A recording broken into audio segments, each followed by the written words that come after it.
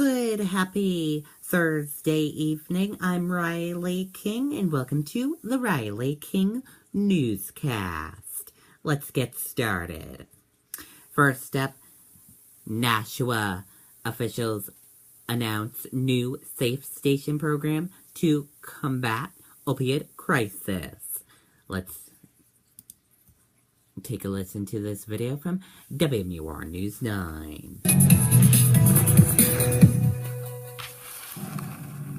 After several months of hard work, the city of Nashua has launched their version of the Safe Station program. We just wanted to make sure that we had all the pieces in place and we had a good, solid program. It's modeled after Manchester, which launched earlier this year. They have helped 700 people since May, and Nashua hopes to have the same success. Over the last couple of months, we've averaged about 7 deaths each month. We're averaging about 30 times a month where we're going out and having to administer Narcan. Firefighters. Mayor of Nashua, Jim Donchis, helped bring the program to the Gate City.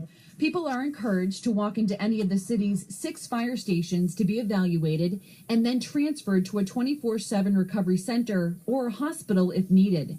The city will work with Harbor Homes and Keystone Hall, organizations that offer counseling, coaching, and medical treatment. They have a number of grants which are going to help assist with this in terms of providing medical detox, also longer-term treatment. Both Harbor Homes and Keystone Hall say the key here is that no one will be turned away. We have healthcare services to have permanent supportive housing. Keystone Hall is really at the forefront of the whole addiction crisis on a statewide basis and has an array of services to do that. We will have to ask for help from the community to assist in any way they can to ensure the success of this program.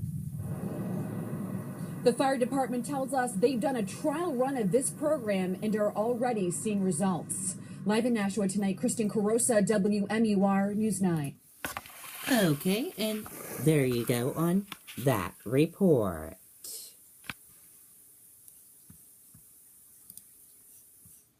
Lawsuit filed to prevent school bus driver strike. Let's take a listen to this video from WMUR News 9. Well, the judge in this case has not yet made a ruling, but we did speak with the attorney for SAU 55 earlier. He told us that for the first time, the superintendent is feeling assured that those bus drivers will not walk off the job before next Tuesday, and that's when they meet again to go over contract talks. Now, the superintendent for Timberlane and Hampstead Regional School District says if the drivers were to strike, they would struggle to find emergency resources to get kids to school. They're also arguing that if the bus drivers do go on strike, they'd be breaking their contract, which does state they won't strike. Currently, only First Student Union bus drivers at the Belmont location are authorized to strike, but First Student drivers in other districts have indicated they would also picket in solidarity. The Teamsters Union and First Student Bus Company are currently in talks in Washington, D.C. And we believe we have a great bus company that provides a really excellent service. But to withhold services from the families is just, it's unacceptable. I have never seen a strike that would not take into consideration the safety of the children. And that's a long time being around the Teamsters. And the judge is expected to make a ruling tomorrow. Meantime, the attorney for the Teamsters Union told us they don't anticipate any strike before Monday, November 28th. Live in Brentwood, I'm Charisse LeClaire, WMUR News 9. Okay, and there you go on that report.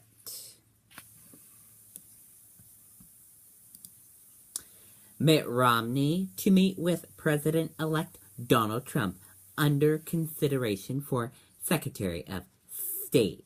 Let's take a listen to this video from ABC News.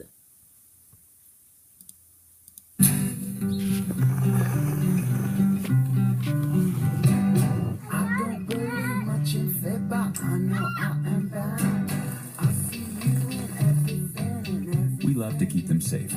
So we made the Nest Protect smoke and carbon monoxide alarm. It speaks up and can alert your phone if there's a problem, or let you know if everything is just fine. Because, you know, we worry. tonight amid growing concern within the Republican establishment, a new and scathing attack on Donald Trump.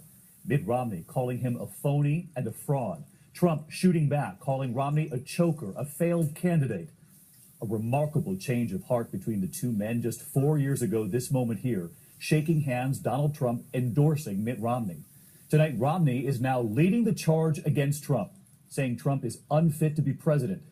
But as some members of the party try to stop Trump, what about the millions of voters who've lined up to vote for him and who are pouring into his rallies? They've had their say. ABC's Tom Yamas leads us off with the extraordinary war of words tonight, even before the big debate. Tonight, the Republican establishment trying to publicly wrestle their party's nomination from Donald Trump. Mitt Romney leading the charge. Donald Trump is a phony, a fraud. His promises are as worthless as a degree from Trump University. He's playing the members of the American public for suckers. In 2012, Romney gratefully accepting Trump's endorsement. Being in Donald Trump's magnificent hotel and having his endorsement is a delight. I'm so honored and pleased to have his endorsement. 4 years later, Romney trying to destroy Trump's campaign. This is an individual who mocked a disabled reporter, who attributed a reporter's questions to her menstrual cycle, who mocked a brilliant rival who happened to be a woman due to her appearance, who bragged about his marital affairs, and who laces his public speeches with vulgarity. Donald Trump says he admires Vladimir Putin. At the same time, he's called George W. Bush a liar. That is a twisted example of evil trumping good. Trump tonight firing back. He was begging for my endorsement. I could have said, Mitt, drop to your knees. He would have dropped to his knees. He was begging. Romney building his case against the billionaire, saying the economy have crushed small businesses. Moment. You've called women you don't like fat pigs, dogs, slobs, and disgusting animals. Your Twitter account... Romney, does he have any intentions of running again? David, a source close to Mitt Romney tells me that Romney is not running for president. He had seen the race and he felt this was his best chance to get in and make a difference, to make the case against Donald Trump. But Tom, we watched today as Romney offered advice to Republican voters in the coming states. That's right. He's actually urging voters to pick other candidates besides Trump to deny Trump the delegates he needs to win the nomination outright. David, that would lead to a contested convention where party leaders would actually choose the nominee. David? Tom Yamas leading us off from a very snowy Detroit tonight. Tom, thank you. Okay, and there you go on that report. Asian markets mixed. ASX up 0.3%. Kospia down 0.2%. And Nika up 1% as yen tumbles. Asia markets opened mostly higher on Friday, following a positive finish among major U.S. indexes on Thursday on the back of remarks from Fed Chair Janet Yellen and upbeat economic data. Source: Trump immigration plan mirrors post 9/11 policy.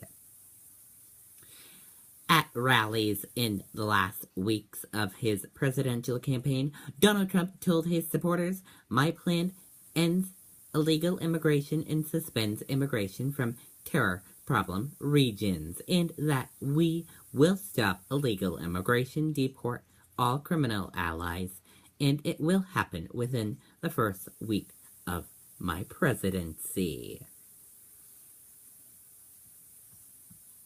And that does it for the Riley King Newscast, right here on the Riley King Network. I hope you all have a great rest of your Thursday night. Good night, everyone. Bye.